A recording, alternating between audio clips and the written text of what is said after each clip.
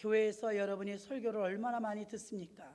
무수한 말씀을 들으면서 끊임없이 교회에서 또 하나님이 이 설교나 예배를 통하여서 원하는 것이 있다면 그것은 여러분의 변화입니다. 변화.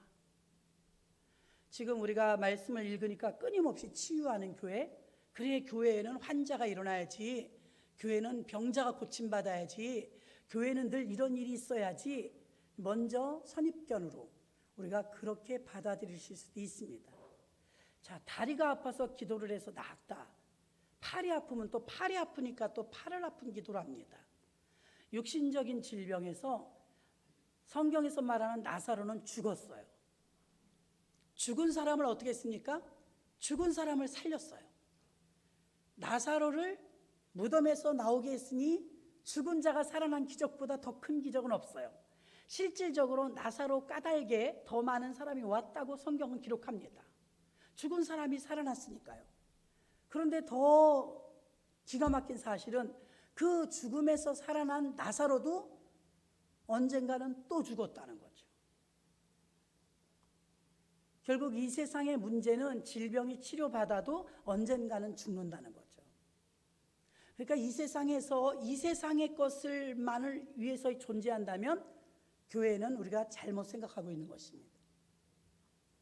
사람과 하나님은 교회를 통해서 사람을 세우기를 원하시고 사람을 쓰시기를 원하시고 사람을 통해서 하나님 나라가 확장되기를 원하십니다.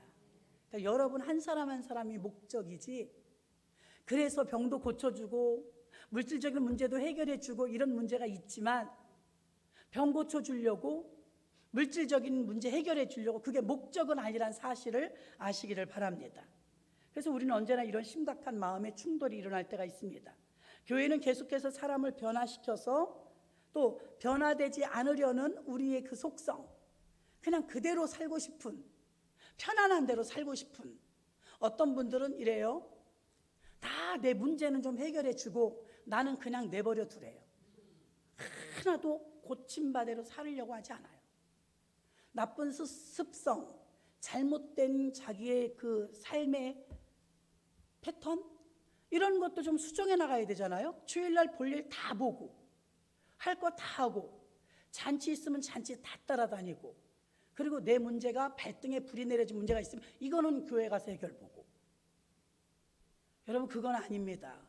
하나님은 우리의 전인격적인 변화를 원하시는 줄 믿습니다. 그래서 결코 우리가 변하지 않으려는 우리의 습성과 하나님은 변화시키려고 하는 의도가 있기 때문에 이게 굉장히 힘든 거예요. 목사님들이 목사님을 바라다 봐도요, 이제 신참내기 그 목사님들 보면은 좌충우돌입니다. 들으면 기가 막힐 때도 많아요. 그 대단하신 조영기 목사님도 초창기 때는 병든 병아리를 들고 와서 고쳐달라고 기도하면 병든 병아리를 그냥 흔들고 안수해서 기도받고 나서 산 게 아니고 죽었다잖아요. 이것도 나름 실패지만 그런 경험을 통해서 점점 성숙해지고, 나중에는 이제 연세가 드시고 나서 또 그런 병아리를 들고 누군가 왔다면 또 그러겠습니까?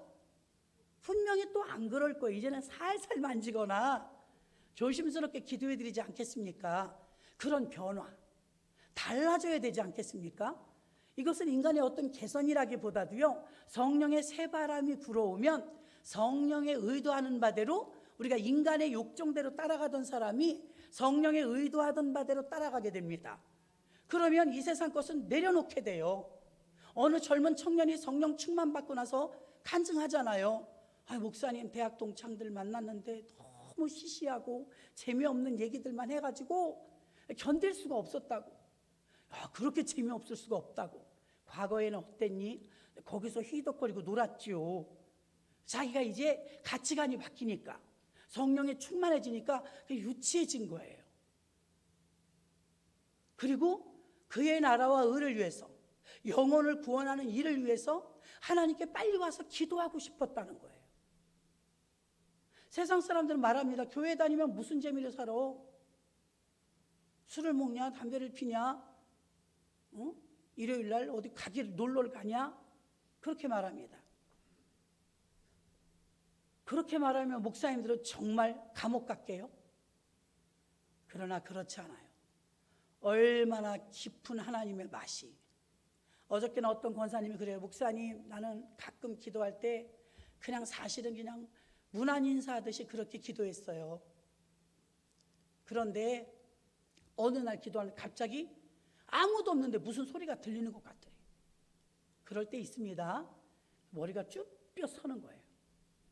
그래서 그동안 들은 게 있어갖고 막 소리 지르면서 방언으로 기도했대요. 럭커럭커럭 대적하듯이 내쫓는 기도를 한 거예요. 그랬더니 좀 가라앉으면서 편안해졌대요.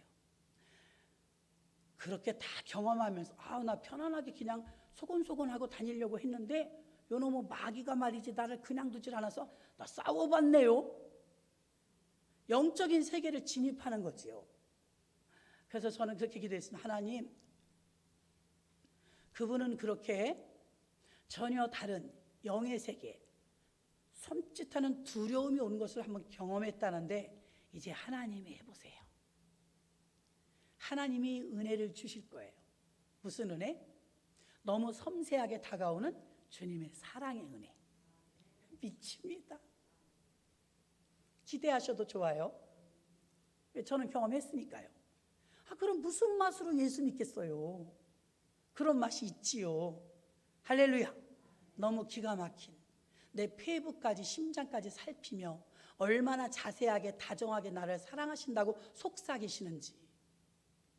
사람들이 고개를 들어요 말하잖아요. 너무 자세하게 고개를 어루만지시면서 어깨를 토닥이시면서 얼마나 다정하게 사랑하신다고 고백하는지. 만약에 두려움을 경험했다면 주님의 은혜로 승리하고 나면 천사가 수정되잖아요. 그 다음에 누가 와요? 성령님이 오세요. 그럼 성령님이 그 따뜻한 사랑으로 다가오시면 그때는 녹아요. 녹아. 아기들 보는 게 힘들지만 그 아이가 주는 신선함이 얼마나 기쁜 것처럼, 바다가 겉에서 보는 바다도 아름답지만 제가 필리핀 갔을 때 한번 바닷속을 들어가 보고 깜짝 놀랐어요. 세상이 그렇게 아름답다니. 세상에 못 보던 진귀한 것들이 그 속에 다 들어있어요.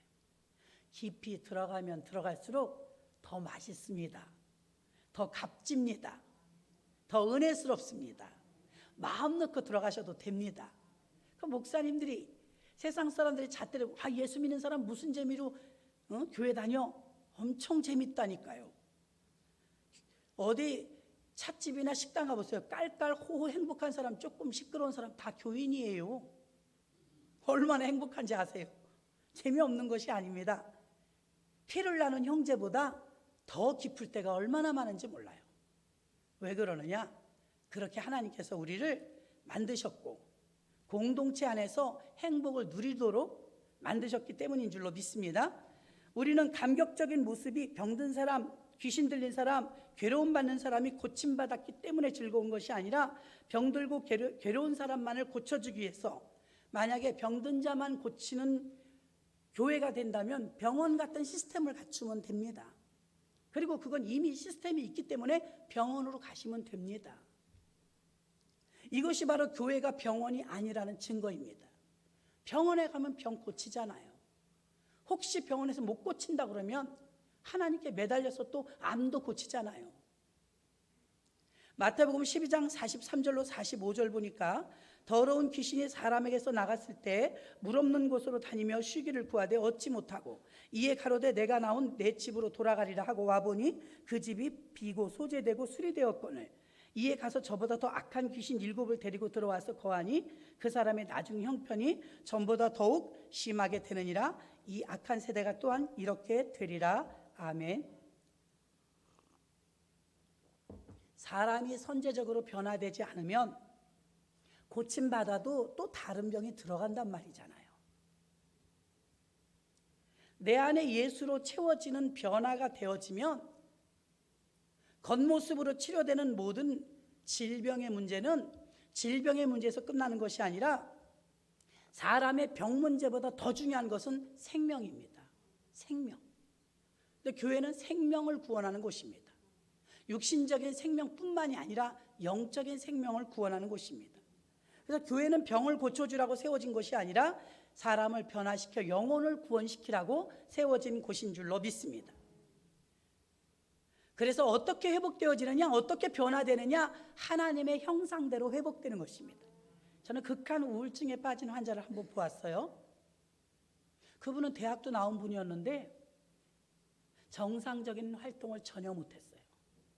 무기력증에 빠져가지고 사람 만나는 것도 싫고 밥 먹는 것도 싫고 가족들도 귀찮대요.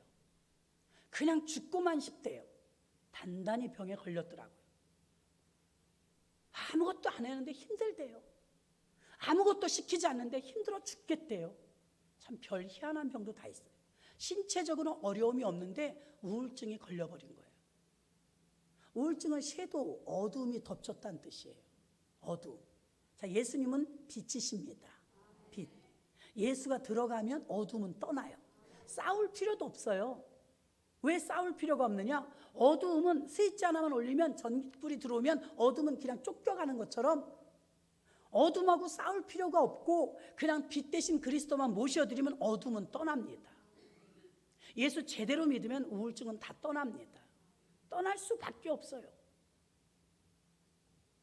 병이 치료받고 나서 끝나는 것이 아니라 그 뒤에 우리의 영혼이 강성해져야 되는데 비고 소재되어서 치료받았는데도 예수가 주인으로 자리 잡지 못하면 어떤 역사가 있느냐? 다시 다른 병이나 다른 문제로 또 쓰러질 수 있다는 거예요.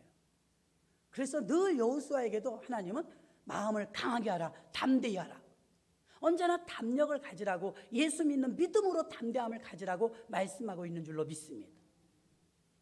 용기가 있는 것이죠. 자꾸만 병이 치료된다 할지라도 다른 문제가 또 발생할 수 있다는 것을 말씀하고 있는 것입니다. 요한복음 6장 53절 57절 보니까 내 살은 참된 양식이요 내 피는 참된 음료로다. 56절 보니까 내 살을 먹고 내 피를 마시는 자는 내 안에 거하고 나도 그 안에 거하나니 살아계신 아버지께서 나를 보내심에 내가 아버지로 인하여 사는 것 같이 나를 먹는 그 사람도 나로 인하여 살리라. 아멘. 예수가 내 안에 계시고 내가 예수 안에 있으면 그 사람은 나로 인하여 살리라. 예수 때문에 우리를 살려주신다 이 말입니다. 예수를 믿는다는 것은 내 안에 예수로 가득 채우는 거예요. 이렇게 물을 마시면 물이 내 안에 들어오는 것처럼 이 물이 아까는 물이었는데 제 속에 들어가서 이제 섞였어요. 이제는 물이라고 하지 않습니다. 그냥 저예요. 물하고 저는 하나예요. 이제 아까 이 컵에 있던 물은 없어졌어요. 제 안에 들어와서 하나가 되었어요. 예수 그리스도의 영인 성령께서 여러분 안에 호흡하듯이 마시듯이 아멘 하고 받아들이고 사모하시면 하나님이신 그분이 여러분 안에 영으로 함께 하셔서 하나가 됩니다. 여러분의 영향력이 아니라 성령님의 영향력으로 담대한 것입니다. 저는 굉장히 젊었을 때부터 신방을 다녔는데요. 서울에 어딘지도 몰라요. 오래됐습니다. 밤중에 거길 신방을 가게 됐어요. 부부가 사는 집인데 안방을 걸어 잠그고 밖에서 가족들이 생지옥처럼 살더라고요. 왜 그러냐 그러니까 난리를 친대요. 남편이 귀신 들린 거예요. 그래서 우리 교회에서 운전하시는 기사님을 저를 딸려 보내주셨어요. 목사님이. 그때 집사인가 전도사인가 모르겠어요. 그래갖고 덩치 좋은 그 왜 상대가 귀신 들린 사람이 남자니까 덩치 좋은 이 남자 기사님을 딸려서 저를 신방을 보냈어요. 그 전도한 사람하고 저하고 여자 둘이 간 거예요. 그 기사분하고. 근데 이제 제압하려고 총각이니까 제압하려고 따라 들어와서 예배를 같이 드렸어요. 그래서 제가 이제 예배를 드리는데 안 드린다고 펄쩍펄쩍 뛰더니 예배를 드려요. 예배 드리다가 예배 딱 끝나고 나서 기도해 준다고 무릎 꿇은 상태에서 가슴에 손을 얹고 방언 기도를 했어요. 막 싫다고. 예배까지는 어떻게 드렸는데 얼마나 반항하는지 몰라요. 그러니까 이제 아직 제가 시키지도 않았는데 과열 충성을 하신 이 기사님이 덤벼들었어요. 제압해 주려고. 말도 마세요. 나가 떨어졌어요. 젊은 총각이었거든요. 덩치도 좋아요. 깜짝 놀라는 거예요. 나가 떨어졌어요. 힘이 얼마나 강력한지. 젊은 총각, 덩치 꽤나 있는 젊은 총각인데 저 안방에서 저쪽으로 나가 떨어졌어요. 깜짝 놀랐죠. 우리 둘이는. 교사 하나하고 저하고 둘이 갔는데, 여자 교사 아가씨. 그래서 제가 그 귀신의 힘은 사람의 힘으로 안 되는 거 알거든요. 그럼 그쯤 되면 여자들이 엄마야 하고 도망가야 되잖아요. 젊은 여자들이니까. 근데 그 총각이 기사가 나가 떨어지고 다시 가서 가슴에 손을 잡으면서 때릴까봐 손을 잡으면서 가슴에 손을 딱 얹어. 라쇼로와 카다스칸나카 마라 가야 쇼로와 카다스칸나. 눈을 똑바로 쳐다보면서 방언기도 하니까요, 자꾸 눈을 피해요. 막 반항을 하다가 어때요? 점점 수그러들어요.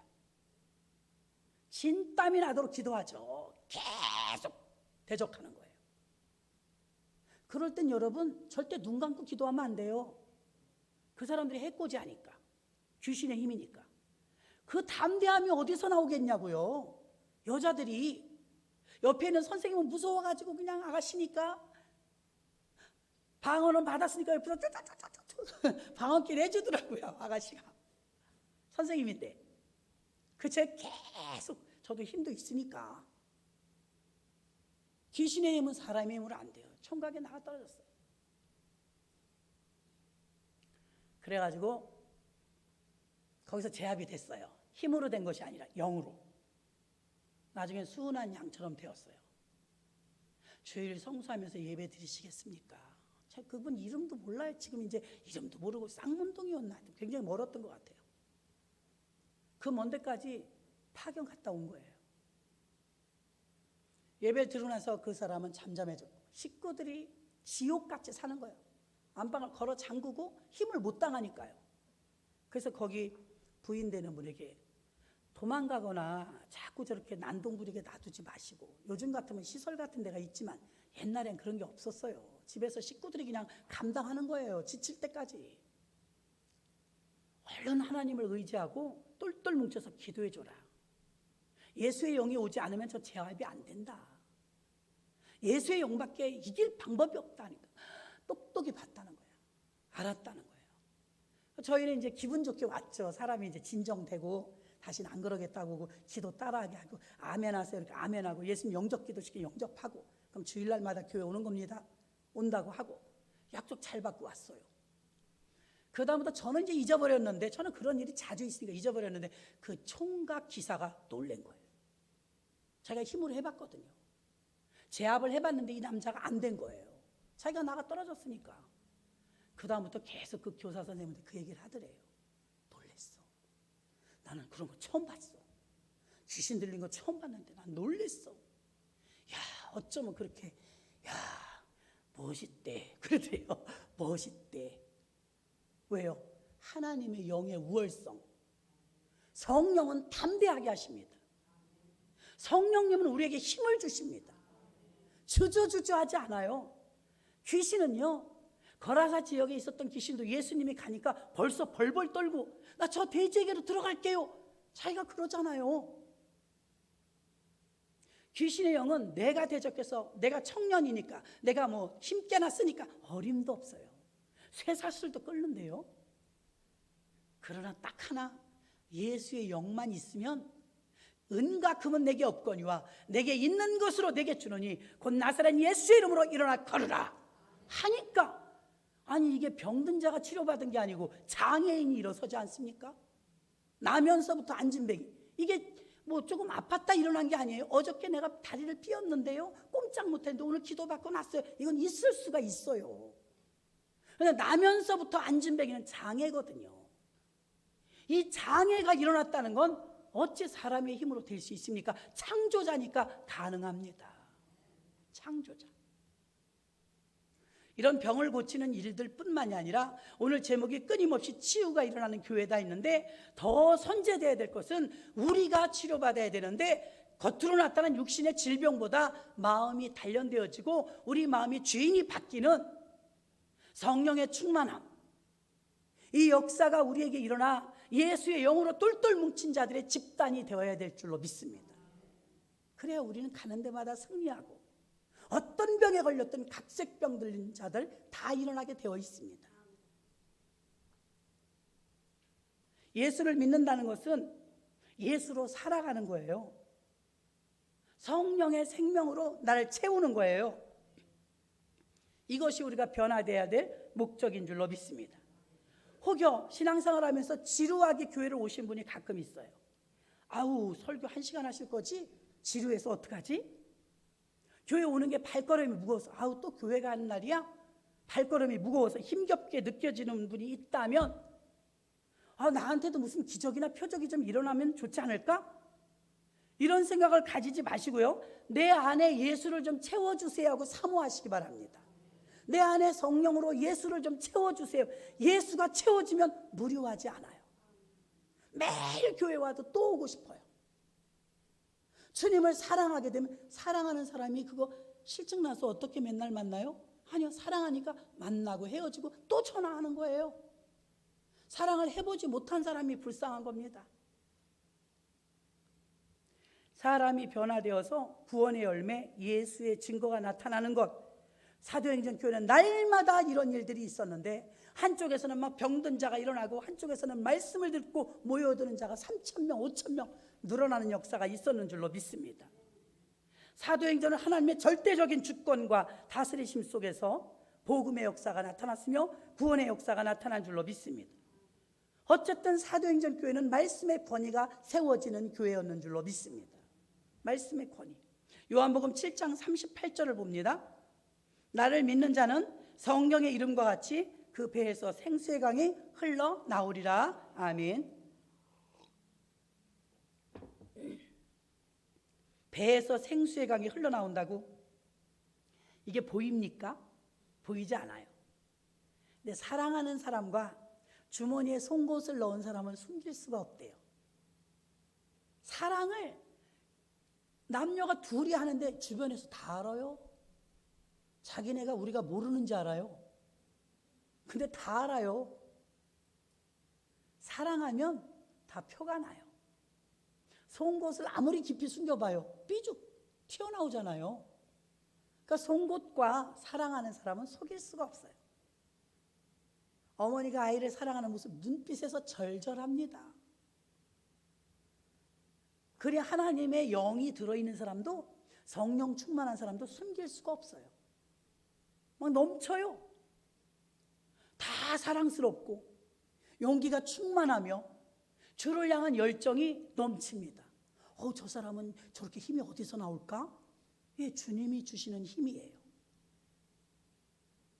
밥을 먹어야 힘이 날 때도 있지만요, 지쳐서 쓰러져 금식하는 종에게 하나님이 기름을 부어주시면 위로부터 내려주는 힘도 있어요. 그걸로 버티는 거예요. 그래서 배에서 생수의 강이 나오니까 그걸로 해결하는 거예요. 외부의 음식으로 해결되는 것이 아니라 성령의 하늘로부터 주시는 힘으로 생수의 강이 넘치는 줄로 믿습니다. 자, 우리 진정한 변화란 어떤 변화일까요? 첫 번째, 마음의 찔림의 변화예요. 마태복음 13장 15절 보면, 이 백성들의 마음이 완악하여져서 그 귀는 듣기에 둔하고 눈은 감았으니 이는 눈으로 보고 귀로 듣고 마음으로 깨달아 돌이켜 내게 고침을 받을까 두려워함이라 하였느니라. 또 사도행전 2장 36절로 37절 봅니다.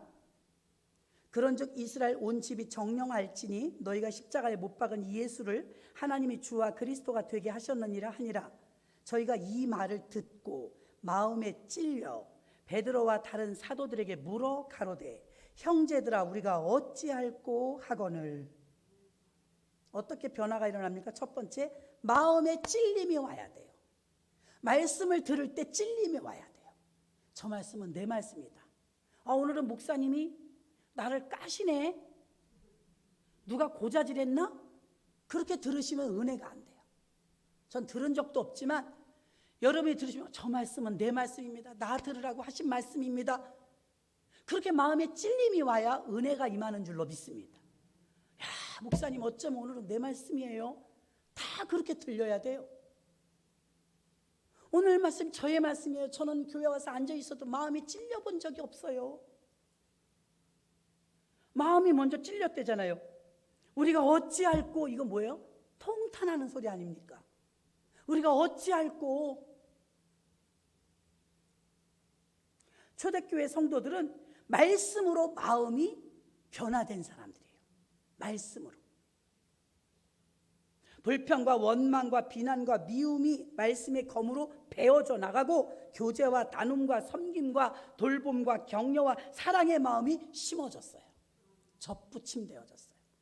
예수 그리스도의 형상이 우리 마음에 미움, 다툼, 시기, 질투 베어내고 다시 돌 감람나무 같은 우리에게 참 감람나무 같은 그 예수의 영이 우리와 접붙여지며 이전에 나는 난데 이전에 내가 아니에요. 사도행전 초대교회 교인들은요, 이전에 그 사람은 그 사람인데 베드로, 요한, 야고보는 그대로인데 그 사람들이 아니에요. 여러분 중에는 그런 소리를 듣는 사람이 많이 나와야 돼요. 저 사람이 옛날 그 사람이 아니야. 저 사람은 옛날에 저런 사람이 아니었어. 창피하시면 안 돼요. 내가 뭐하러 나의 과거를 뭐하러 말을 해? 주의 영광을 위하여 나는 지금 이만큼이라도 변한 게 주님의 은혜입니다. 주의 영광을 드러내야 될 줄로 믿습니다. 왜 그러느냐? 말씀을 듣고 왜 마음이 찔리느냐? 히브리서 4장 12절 봅니다. 하나님의 말씀은 살았고 운동력이 있어 좌우의 날선 어떤 검보다도 예리하여 혼과 영과 및 관절과 골수를 찔러 쪼개기까지 하며 또 마음의 생각과 뜻을 감찰하나니. 아멘. 말씀으로 치료가 된다잖아요. 여러분이 꼭 안수기도만 받아서 되는 게 아니고요. 말씀으로 우리가 쓰는 검은 한쪽에만 날이 서 있잖아요. 성경 말씀은 양쪽에 날이 서 있대요. 양쪽에 날선 검이 되어서 도려내고 수술하는 거예요.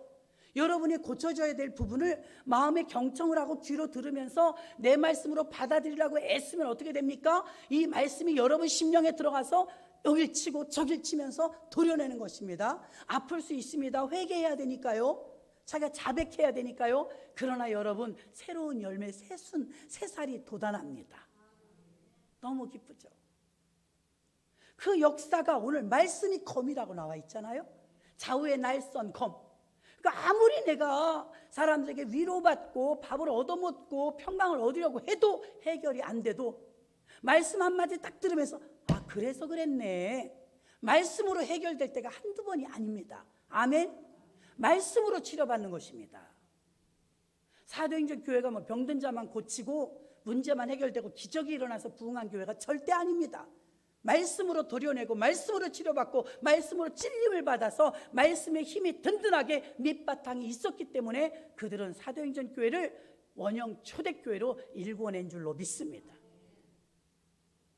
말씀을 들으면 이렇게 우리가 어찌할꼬 하는 찔림의 역사가 나타날 때 말씀의 현상이 나타나는 거예요.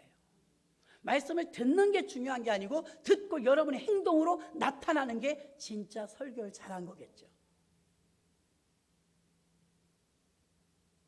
하나님의 말씀을 들어도 10년을 들었는데 20년을 들었는데 오직 자기밖에 몰라요.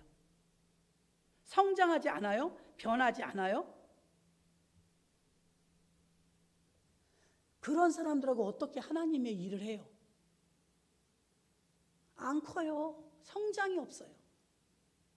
10년이 돼도 20년이 돼도. 그런 사람은 어떻습니까? 하던 자기 습성 하나도 안 고칩니다. 술, 담배, 오락, 즐기는 것.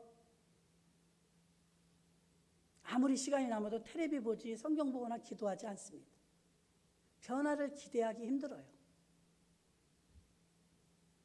열매 맺고 또 이런 분들이 무슨 일을 추진하려고 하면요 사사건건 걸립니다. 힘들어요. 교회 일을 할 때 우리는 걱정하고 염려하는 일이 참 많은데요. 걱정하고 염려하는 이 일보다도요 믿음으로 맡기고 우리가 믿음으로 염려부터 하지 말고 믿음으로 일을 해야 될 줄로 믿습니다. 근데 작은 일만 있어도 비난, 판단, 주장이 막 강해갖고 막 부딪힘이 옵니다. 주의 교회 일은 주의 일이니 주님이 맡겨지고, 물처럼 네모난 데 들어가면 네모나고 세모난 데 들어가면 세모나고 유연하잖아요. 물은 똑같은 물의 성분을 가졌다 할지라도 얼음은 찌르잖아요. 우리가 좀 녹아져야 될 때가 너무 많이 필요합니다. 너무 단단하고 너무 고집이 세고 너무 아집이 세면 자기 틀밖에 못 맞추는 거예요. 근데 은혜가 들어가 따뜻한 사랑이 들어가 녹아지잖아요. 전혀 불가능했던 사람이 그게 이제 융화가 돼요. 너하고 나하고 같이 하면 여기 들어가겠네. 우리가 하면 되겠네. 공동체에 합류하기 시작합니다. 아무리 능력이 강력했던 삼손도 실패하지 않았습니까? 공유하지 않아서. 독불장군이었어요. 힘은 엄청났지만 누구와 함께 동역하지 못했어요. 능력이 아무리 많으면 뭐합니까? 그렇게 불쌍하게 끝나고 말았어요. 12 제자는 부족한 사람 투성이었어요. 똘똘 뭉쳐서 120명 속에 다 들어가 있었죠. 가룟 유다 하나 외에는 다 같이 가지 않습니까? 초대교회가 세워지고 사도행전 교회가 일궈내는데 사도들의 역할이 막강했습니다. 베드로가 담임 목사님이었고 다른 제자들은 다 부사역자 역할을 했습니다. 한 번도 충돌이 안 일어나요. 사실은 사도들끼리 서로 누가 크냐 성령 받기 전엔 그랬기 때문에 야 사도 베드로 돌아가면서 담임도 해야지 그런 주장할 만합니다. 다 동급이었기 때문에. 근데 끝날 때까지 생명 다할 때까지 예루살렘 교회 담임 목사는 베드로였어요. 다른 제자들 넘보지도 않았고 돌아가며 하자는 의견을 내세운 적도 없어요. 그냥 성령 안에서 자연스러운 질서 속에 다 맞춰지는 거예요. 원래 이런 사람들이 아니었습니다. 고집으로 똘똘 뭉친 성질 급한 사람들, 어부들이었습니다. 어떻게 이렇게 변화가 되었죠?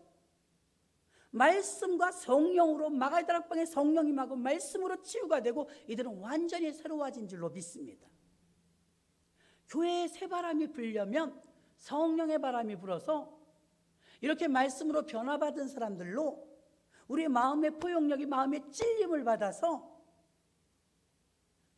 말씀으로 새로워져야 될 줄로 믿습니다. 변화된 사람들은 하나님을 기쁘시게 하고 하나님께 영광 돌리기 위해서 오직 거기에만 몸부림을 쳐요. 의식주 문제에 너무 연연하고 매달리지 않습니다. 다 맡긴 거예요. 초월된 거예요. 너희는 그의 나라와 의를 구하라. 그리하면 이 모든 것을 너에게 더하시리라. 이 말씀을 믿는 거예요. 생활고를 다 맡기는 거예요. 예수님의 제자들 굶었다는 기록이 없어요. 하나님이 다 책임지신 줄로 믿습니다. 두 번째는 어떻습니까? 두 번째는 성령으로 새롭게 되는 삶을 사는 것입니다. 마음의 찔림을 받은 후 이전에 그 사람이 아니라 다른 사람으로 변했어요. 그 다음에는 가만히 있는 게 아니에요. 성령의 사람으로 새로운 삶을 시작한 줄로 믿습니다. 에베소서 4장 22절로 24절 봅니다. 너희는 유혹의 욕심을 따라 썩어져가는 구습을 쫓는 옛사람은 벗어버리고 오직 심령으로 새롭게 되어 하나님을 따라 의와 진리의 거룩함으로 지으심을 받은 뭘 입으래요? 새 사람을 입으라.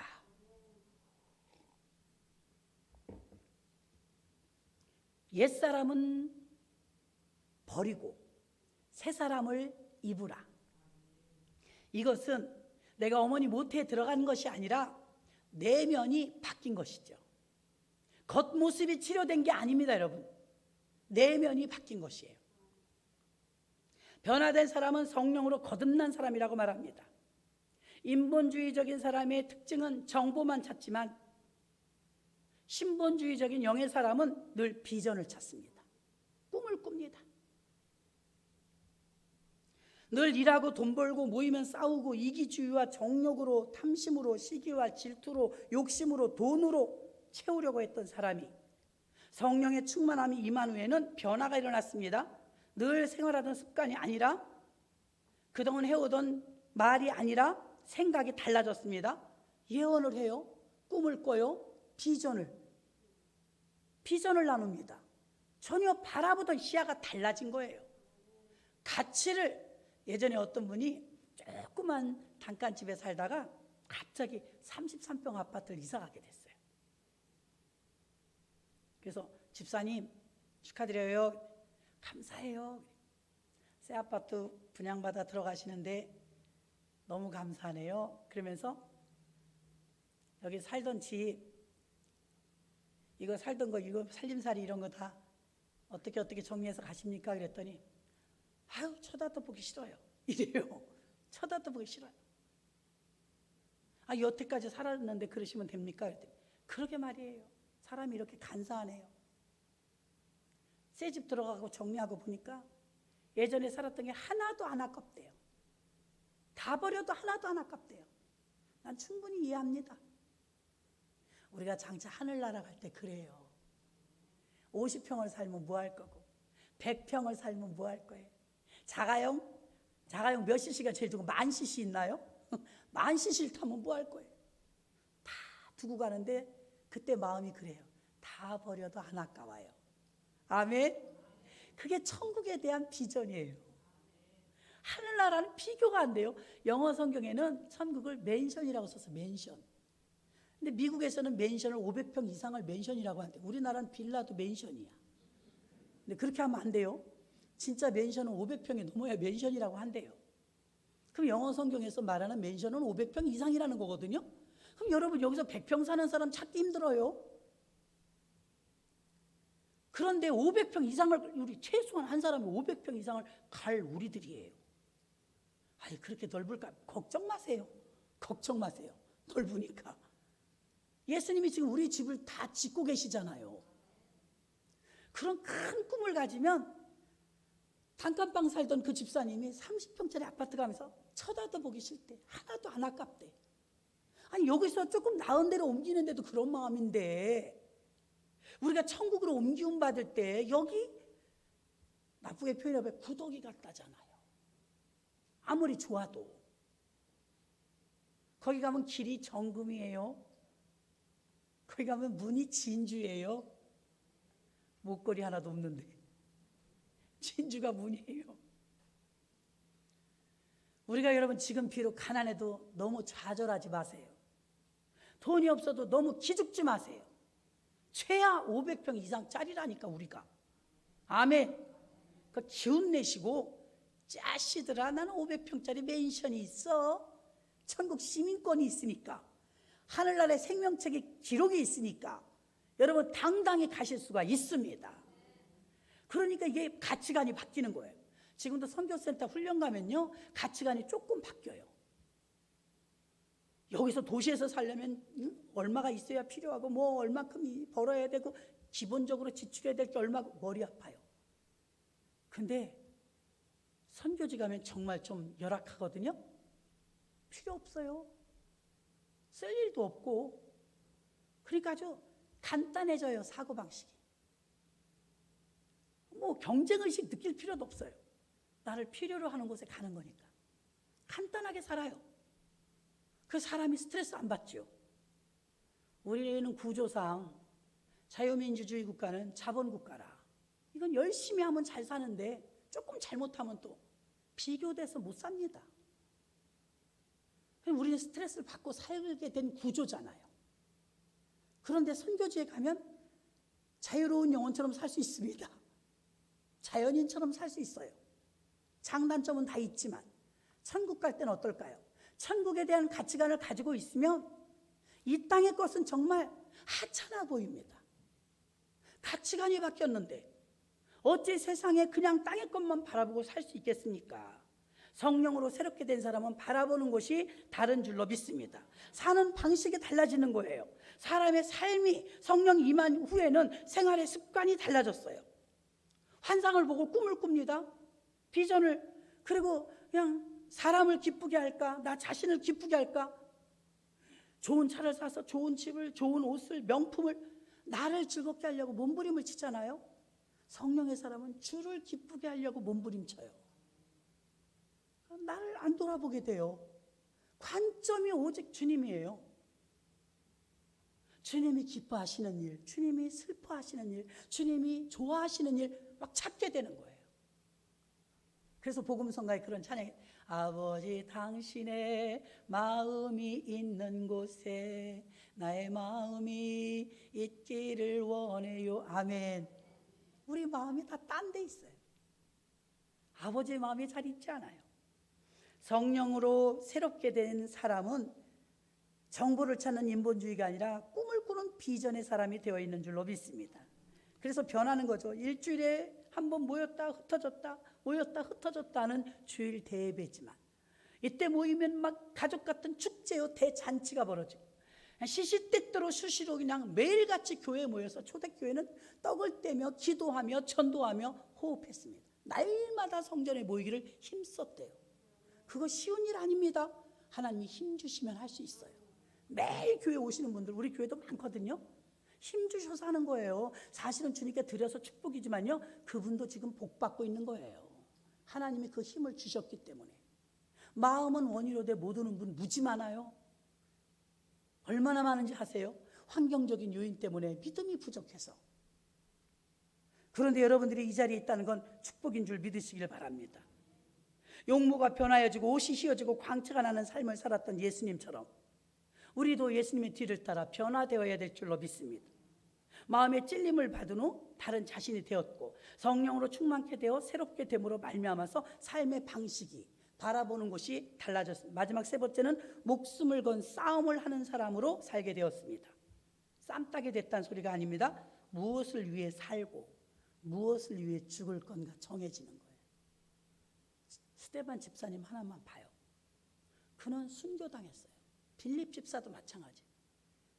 죽으면서 스데반 집사가 하나님 보좌 우편에 그리스도를 바라보면서 저들의 죄를 용서해달라고, 집사님인데 장로님도 아니고 집사님인데 저들의 죄를 저들에게 돌리지 마옵소서.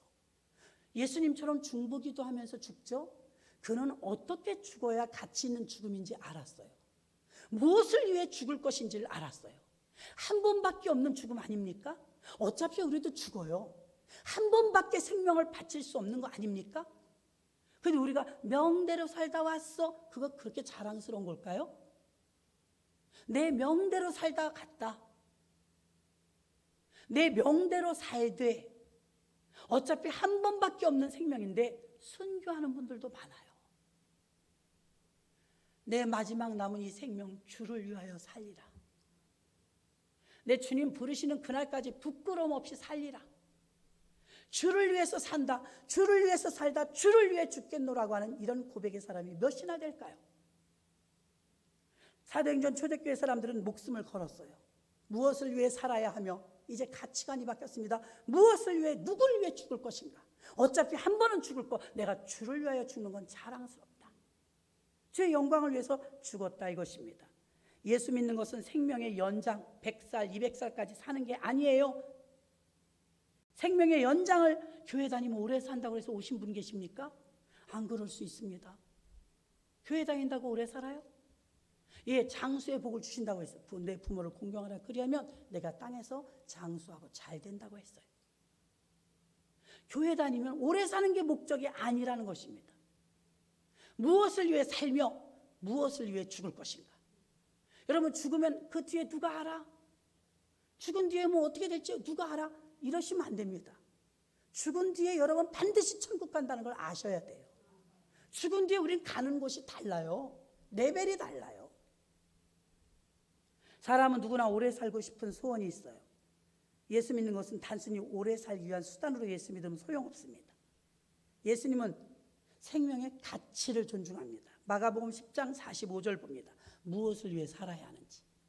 인자가 온 것은 섬김을 받으려 함이 아니라 도리어 섬기려 하고 자기 목숨을 많은 사람의 대속물로 주려 함이니라. 아멘.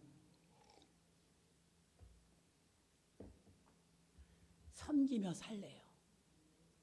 아유, 고작 그거예요? 굉장히 행복합니다. 섬기며 살면.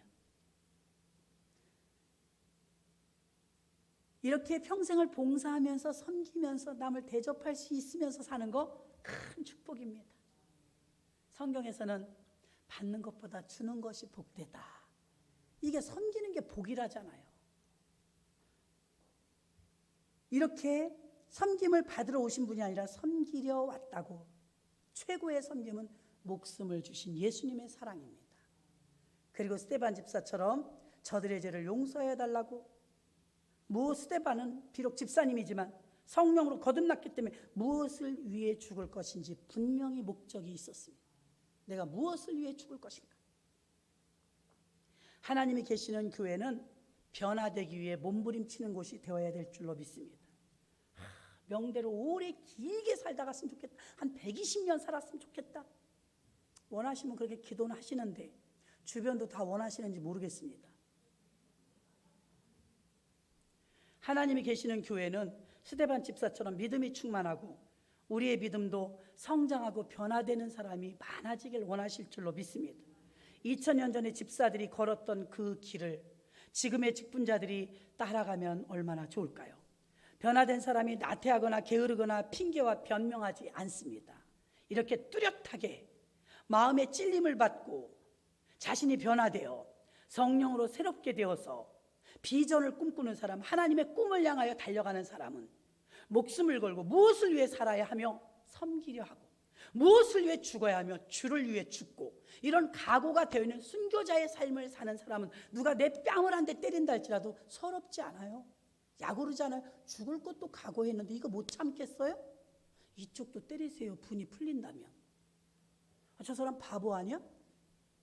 서서 이긴 거예요. 그 사람의 분노를 깔아앉혔으니까. 아멘? 그런데 안 죽으려고 해서 내 뺨을 왜 때려? 왜 때려? 왜 때려? 난리가 납니다. 그런데 이미 이 사람은 각오했어요. 나는 주를 위해 죽으련다. 순교자의 각오가 있으니까 누가 뺨 하나 때려도 억울하지 않아요. 죽기도 각오했는데 뭐 이게 뭘 억울해. 그럴 수도 있지 뭐. 오죽하면 그랬겠어. 나중에 기분 좋아지면 물어봐야지 왜 때렸냐고. 사람이 여유로워집니다. 순교자의 마음을 가지고 살면. 말씀을 정리합니다. 2000년 전에 걸었던 사도들의 발걸음, 집사님들의 발걸음, 오늘의 교회도 다르지 않은데 왜 이렇게 다를까요? 사도행전 초대교회는 끊임없이 치유가 일어났어요.